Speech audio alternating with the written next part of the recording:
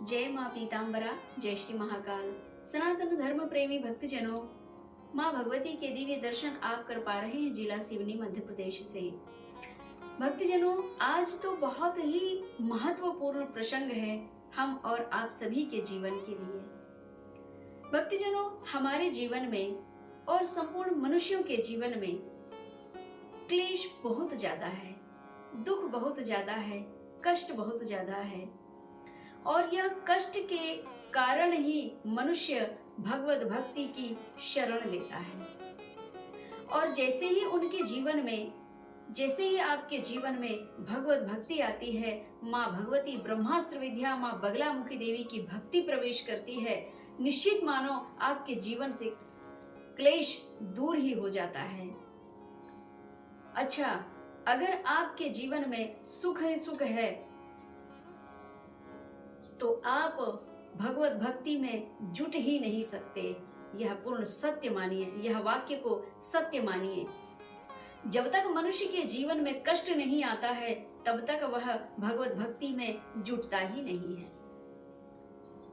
जबकि माँ भगवती आदि शक्ति ब्रह्म शक्ति आपसे बहुत प्रेम करती है, बहुत प्रेम करती है। आप कल्पना भी नहीं कर सकते इतना प्रेम माँ भगवती अपने पुत्रों से करती है, आपसे करती है। लेकिन जब आपके जीवन में सुख रहता है, यानी आपके साथ चलने के लिए, आपको प्रसन्न चित्त रखने के लिए आपके मित्र हैं, माता पिता हैं, परिवार है, भाई बहन हैं, पति है, पत्नी है, धन ऐश्वर्य कीर्ति वैभव और सौंदर्य, ये सब आपके पास जब तक है तब तक तो आपको भगवत भक्ति का बोध ही नहीं होता, ज्ञान ही नहीं होता, उनकी शरण जाने की याद तक नहीं आती है।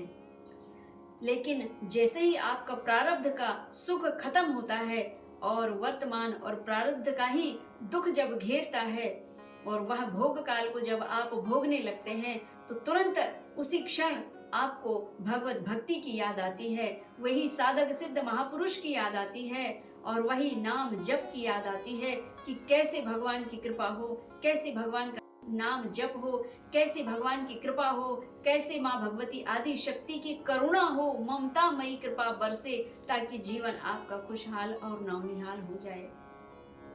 भक्तिजनों, इसी विषय को, इसी प्रसंग को आज हम आगे बढ़ाते हैं। प्रारब्ध का भोगकाल तो प्रत्येक मनुष्य भोगता है, किंतु वह आता जाता भी है, सुख आता और जाता भी है। कभी कभी मनुष्य को ऐसा लगता है कि वो सामने वाला जो व्यक्ति है ना, वो कुछ काम भी नहीं करता, पापाचारी है, दुराचारी है, मदिरा पान करता है, गलत चीज का खान पान करता है, दूषित वस्तु का खान पान करता है और फिर भी पापाचार्य कर्म में संलग्न रहता है। इसके बाद भी वह सुखी क्यों है, वह प्रसन्न चित्त क्यों है?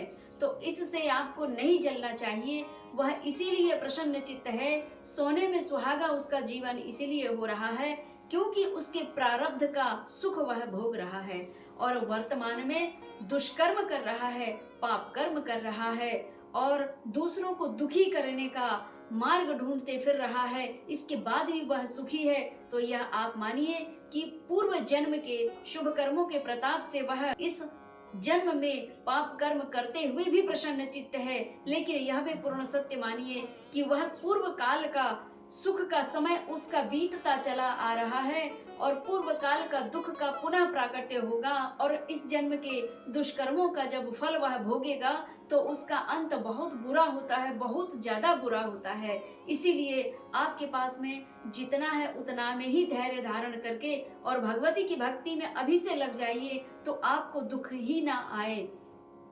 संतों ने यह भी कहा है कि दुख में सुमिरन सब करे, सुख में करे न कोय, और जो सुख में सुमिरन करे तो दुख काहे को होय।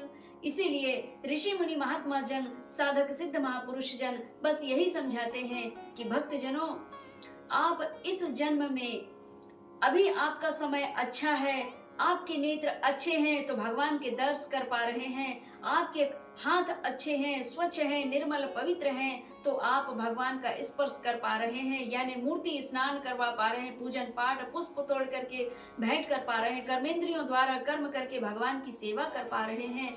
अभी आपके पैर अच्छे हैं तो आप मंदिर तीर्थ व्रत घूम आ जाओ और साधु संतों का सत्संग करो। संतों का सत्संग में ही आपको भगवत भक्ति प्राप्ति होगी, भगवान की ही प्राप्ति हो जाएगी।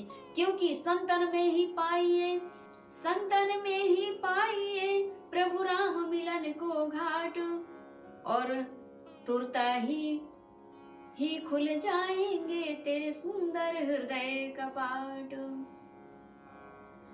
संतों का सत्संग अभी कर ले, बाद में समय मिला ना मिला, जब हाथ ही ना चलेंगे, जब पैर ही ना चलेंगे तो तीर्थ व्रत और मंदिर कैसे जाओगे। जब आपके हाथ ही हिलने लगेंगे, कांपने लगेंगे तो भगवान का मूर्ति का स्नान ध्यान कैसे कर पाओगे, स्नान पूजा कैसे कर पाओगे। जब आप नेत्रहीन हो जाओगे तो भगवान का दर्श और उनका निहारना कैसे कर पाओगे। इसलिए समय है, समय के चलते हुए शास्त्र सम्मत स्वार्थ भाव से ही सही, अगर आपके अंदर स्वार्थ भाव है कि हे भगवान मैं निर्धनता से जीवन जी रहा हूँ, मुझे धनवान बना दीजिए, मेरी बेटी की शादी करवा दीजिए, मेरे बेटे का विवाह करवा दीजिए, मेरे पुत्र पुत्री आदि का विवाह करवा दीजिए, मुझे एक घर दिलवा दीजिए, मुझे एक गाड़ी दिलवा दीजिए। अरे भैया, कामना हेतु ही सही, काम के उद्देश्य को लेकर के, मनो उद्देश्य को लेकर के ही आप भगवत भक्ति में जुड़ जाइए। माँ बगलामुखी से जुड़ जाइए, माँ आदि शक्ति ब्रह्म शक्ति से जुड़ जाइए। भगवती की कृपा शीघ्रता पूर्वक होती है, क्योंकि कुबेर को भी माँ भगवती आदेश करके और आपके जीवन में कुबेर के भंडार खुलवा देती हैं। तो भक्तजनों, हमारे संपूर्ण सनातन धर्म प्रेमी संपूर्ण भारतवासी शास्त्र सम्मत ही पूजन करें, मनमानी पूजन ना करें। अगर शास्त्र सम्मत और सद्गुरु मार्ग में, सद्गुरु के बताए हुए मार्ग पर चल करके अगर आप अपने घर में पूजन करते हैं तो निश्चित ही भगवती ब्रह्मास्त्र महाविद्या की कृपा प्राप्त होगी और आपका जीवन खुशहाल होगा। आपके जीवन में माँ भगवती की कृपा बनी रहे। माँ ब्रह्मास्त्र से यही प्रार्थना है कि जो जो नर नारी भक्तजन आपके इस वीडियो को देखते हैं माँ भगवती, और इस वीडियो में आपको जो जो नर नारी भक्तजन प्रणाम करते हैं, उन सभी की मनोकामनाओं को पूर्ण करना। आज के प्रसंग में इतना ही। जय माँ पीताम्बरा, जय श्री महाकाल।